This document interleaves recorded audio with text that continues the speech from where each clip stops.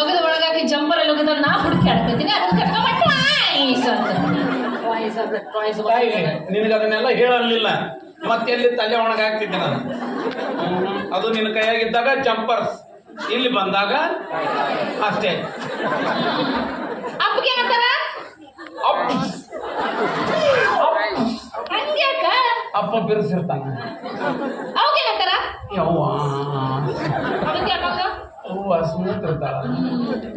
ಕಾಕಗೇನಂತಾರ? ಛೀ ಕಕ್ಕಸ್. ಹೂ ಅನ್ನಕ್ಕೇನಂತಾರ? ಕಲ್ತಾರ ಇಂಗ್ಲಿಷ್.